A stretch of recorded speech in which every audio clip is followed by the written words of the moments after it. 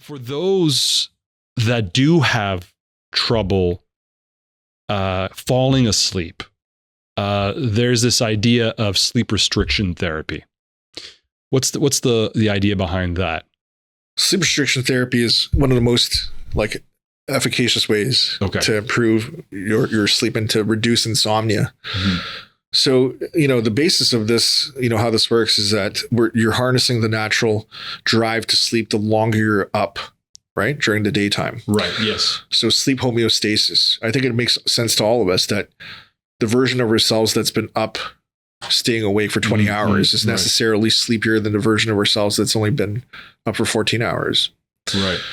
So the longer we're up and away from the bed, the sleepier we become. So if you have low sleep efficiency, meaning that, you're lying in bed wide awake for a larger proportion of time compared to somebody else or compared to yourself when you're feeling more healthy, one way to increase your sleep efficiency and decrease the time it takes for you to fall asleep in the time that you're up in the middle of the night is simply by delaying your bedtime.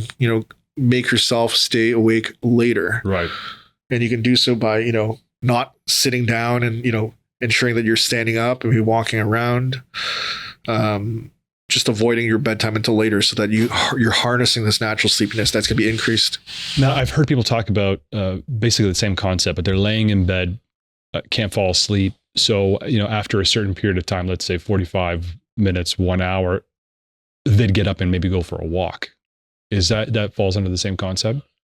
Well, I mean, it can be. So, I mean, these are all the pieces of advice that we give people with insomnia, right? So let's say it's at the beginning of the night or in the middle of the night for that matter. And, you've been trying to fall asleep and it feels like it's been a long time. Or you wake up in the middle of the night and you're trying to fall back asleep and it's been a long time as well. It feels like a long time. Then we tell people to get up out of bed, go to a different room.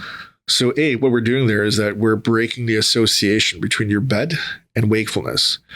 Because sleep is subject to conditioning, to psychological concept of conditioning. Oh, right. So I've never thought about it that way. Yeah.